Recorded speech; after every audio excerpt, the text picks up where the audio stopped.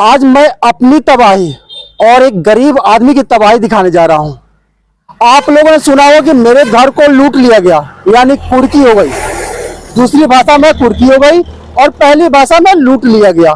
लूट लिया गया इसलिए मैं बोल रहा हूं क्योंकि ना वो मनीष कश्यप के घर के नाम पे थी, ना उसके फादर के नाम पे थे, ना उसके ग्रैंडफादर के नाम पे प्रॉपर्टी थी, और ना ही उसका एक भी अंडरवियर से लेके इनर तक मनीष कश्यप का उस घर में कोई सामान भी था। यहां तक मैं बोल रहा हूं, इस परिवार के चलते उस पे केस हुआ था। यही परिवार था। अब इस परिवार के लिए क्या था, मैं कहानी बता रहा हूं। इनका 1,36,000 रुपया फ्रॉड हो गया SBI बैंक से। मैं भी एक बैंकर हूं। कुछ भी फ्रॉड होती है तो बैंक की रिस्पॉन्सिबिलिटी बनती है कि साइबर क्राइम होती है तो उसका वो खुद निवारण करे।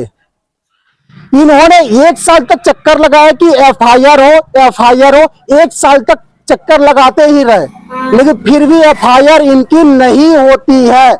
यही मझौलिया थाना में बाद में ये जाते हैं कोर्ट में, कोर्ट का सहारा लेते हैं, बाद में उनका FIR को एक्सेप्ट किया जाता है। अब मेरा भाई की कहानी मैं बता रहा हूं। जब इनका फ्रॉड हुआ था, बैंक ने कुछ भी नहीं सुना। तो कुछ लोगों ने बताया कि यहीं पे मनीष कश्यप रहते हैं, गरीबों की आवाज बनते हैं, आप उनके पास जाइए।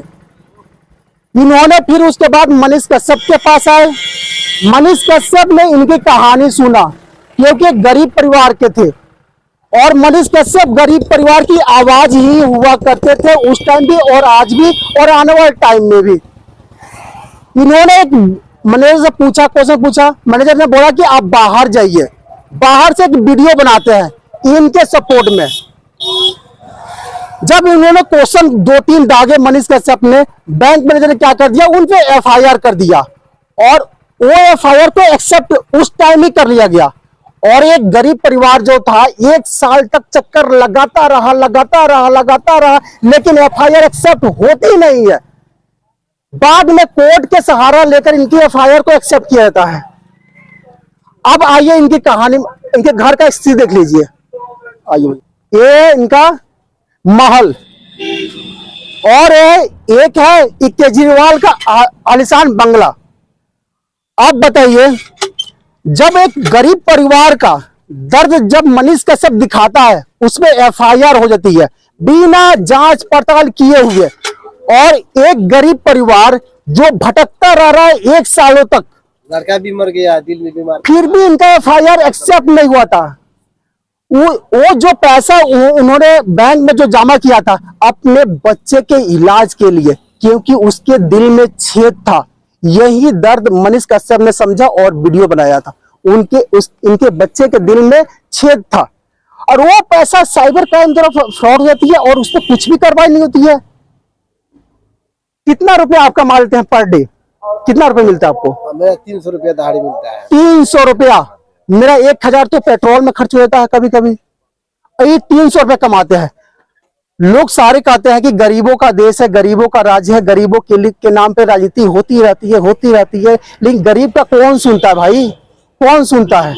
और एक गरीब की आवाज एक गरीब बंदे ने उठा क्या लिया, उसमें FIR कर दिया गया। आखिर इनके FIR क्या हुआ? क्या कंडीशन आपका FIR? क्या कहाँ तक पहुंची है आपके FIR का? अभी तो FIR हुआ, लाल साहब बोल रहा है कि अभी भेज रहा है, अभी तक वो भेजा भी नहीं। SP बोल रहा है कि जाओ थाना पर जाओ, थाने से इधर जाओ, उधर से इधर जाओ। लाजदार में फिर कोर्टे से भी केस अपना क्लोज किया है, लेकिन लगता है कि खुलवाना पड़ेगा, तब तक कोई रास्ता होगा। मैं तो एडवोकेट नहीं हूँ, मुझे तो उतना नॉलेज नहीं है, लेकिन उन्होंने बोला कि इसकी स्थिति बताएंगे। क्या स्थिति? देखिए, बहुत ही बदतर ये प्रशासनिक हमारी जो व्यवस्था है, इसका पोल सीधे खोल रहे हैं आप। जो सच्चाई है, यह व्यक्ति इतना गरीब व्यक्ति, इनके बेटा को असाधारण बीमारी हो जाती है जिसका इलाज संभव कम पैसा में होने वाला नहीं है।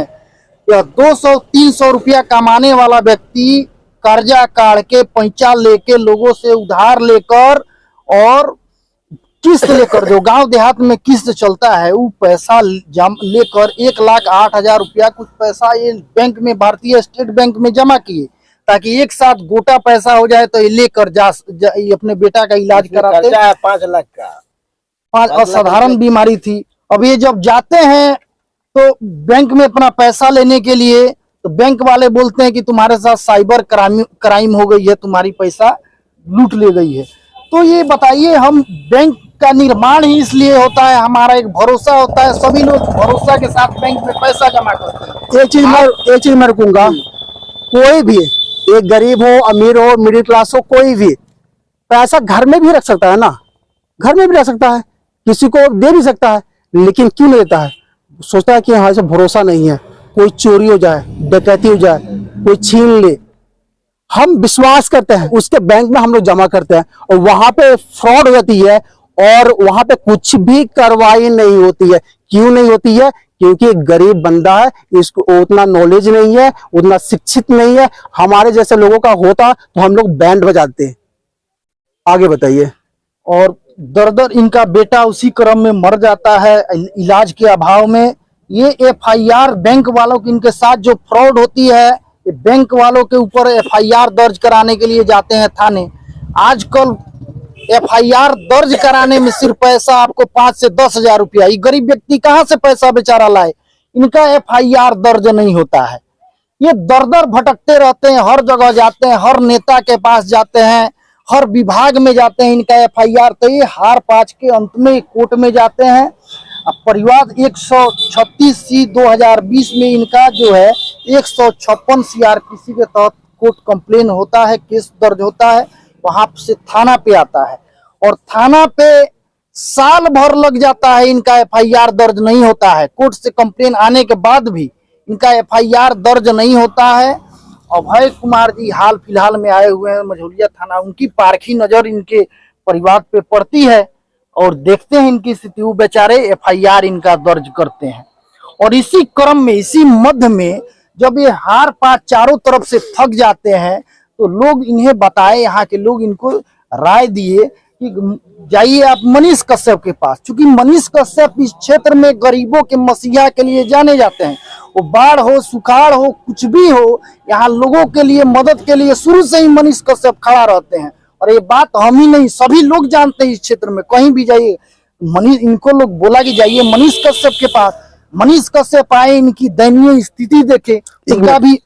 आपसे आपने मनीष कश्यप को 1 रुपया भी दिया था? नहीं, हमने पैसा। क्या आपने चाय भी पिलाया था? नहीं, चाय मिठाई खिलाया था? कुछ भी? आपके हमारे लिए अपना प्राण भी त्याग दिए है। आपके दर्द को समझ के, आपके बेटे का दर्द को समझ के, आपके मालना हास्ता को समझ के वो आए थे यहाँ पे? आए थे, हमें खुद बुलाए थे हम। ठीक है, अब बताइए।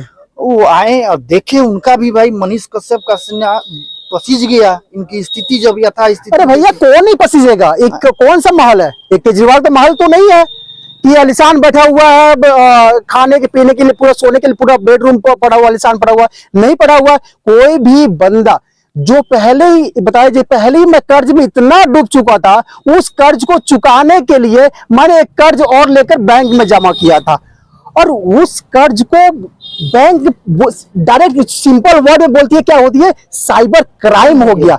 अरे भैया, आपकी सैलरी 1 लाख होगी, लेकिन इनकी 1 लाख रुपए इकट्ठा करने में 10 साल लग गए होंगे। पता नहीं सुबह का खाना बनाते होंगे तो शाम को खाना मिलता होगा या नहीं मिलता होगा, या किस चीज में सोचते हो कि हाँ कल का खाना मिलेगा या नहीं मिलेगा। आप कैसे दर्द समझेंगे? आप तो लाखों रुपए आपकी सैलरी होगी, बैंक की तरफ से आपको सब कुछ मिला होगा, इनको नहीं मिलता भैया। इनकी पर डे की इनकम 300 ही है और 300 में क्या 1, 2 और 2-3 बच्चे भी होंगे, उसका भी पालन पोषण करना पड़ता है। 300 रुपए तो हम लोग को, मुझे पता है 1000 रुपए पर डे तो खर्चा हो जाता है हम लोग को। वो भी लगता है 1000 रुपए से कम होती है तो लगता है कि हाँ आज कुछ बचा लिया मैं, लेकिन 300 रुपए कमाने वाले बंदे को 1,36,000 का फ्रॉड हो जाती है। और बैंक क्या बोलती है? क्रेडिट कार्ड अपना क्रेडिट कार्ड बोल रहा है, क्रेडिट कार्ड तुम लिया, हमको तो दिखाइए, हम तो लिया है। तो और क्रेडिट कार्ड इन्होंने लिया भी नहीं था। क्रेडिट कार्ड मैं एक चीज पूछ दूंगी, क्रेडिट कार्ड क्या होती है इनको पता भी नहीं हो उस टाइम। अब पता होगा क्योंकि इनको धक्का लगा है, अब पता होगा। बिना साइन किए हुए, बिना अप्रूवल के आपने क्रेडिट कार्ड को इशू कैसे कर दिया? वही पर लड़ाई हुआ मनीष। यही जो है, क्योंकि मनीष कश्यप तो पढ़े लिखे जानकार व्यक्ति हैं। दूसरी बात है, क्रेडिट कार्ड भी मिलती है पिन जनरेट होती है, क्या इन्होंने पिन जनरेट किया? बिना क्या उस बैंक में जो मोबाइल नंबर था उस नंबर पे कोई ओटीपी से पिन जनरेट हुआ था? आपने इनको इनके प्रॉब्लम को समझा? आप जब गए थे क्वेश्चन पूछने के मेरे साथ फ्रॉड हुआ था, आपको कितना देर तक समझाए, कितना टाइम दिया आपको? तो झाड़ के हटा देता था बैंक के मैनेजर को, कभी सलामी नहीं सुनता था। एसबीआई बैंक बोला कि तुम रुपया नहीं जमा करोगे तुम जेल जाओ उल्टा में। एसबीआई बैंक दिल्ली मुख्यालय, जहां भी मुख्यालय होगा, आप देखो आपके मैनेजर ने एक गरीब आदमी का कैसे लूटा है। फ्रॉड नहीं हुआ, लूटा है। अगर इनके साथ कुछ भी होता है तो इनको बताया जाता है किस तरीके से होती है, प्रोसीजर बताया जाता है किस तरीके से आपकी सॉल्व हो सकती है, लेकिन इनको भगा दिया गया है, भगा दिया गया है। मैं भी एक बैंकर हूं, मैं भी एक 2-3 करोड़ का पोर्टफोलियो संभालता था, मुझे भी नॉलेज है भैया। जितना आप कस्टमर डीलिंग नहीं करते होंगे, मैं आपसे ज्यादा कस्टमर डीलिंग कर चुका हूं।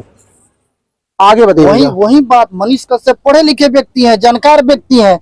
जब मनीष कश्यप इनकी बात को लेकर बैंक में जाते हैं, उनसे पूछते हैं कि बिना अगला के अनुमति के, बिना इनके हस्ताक्षर के इनका क्रेडिट कार्ड कैसे पास हो जाता है? आप इस जिम्मेवारी को कैसे बेखूबी नहीं, कैसे इनको? उसका नाम है बुधिया देवी, यहाँ महिंद्रा होम फाइनेंस वाला है, बेतिया भी है, जहाँ आवर्ती से ओवरड्राफ्ट है, सब कुछ पता। अलग इनको दबाव, मोतिहारी भी निकला है, सब पूरा बैठा था। हम भी कोई जवाब बैंक वालों को आज तक बैंक या थाना कोई भी एक्शन नहीं लिया, कोई जवाब नहीं रहता है बैंक वालों के पास। जब वो अपनी गलती में पकड़े जाते हैं तो उनके पास बचने के लिए हथकंडा 353 का मनीष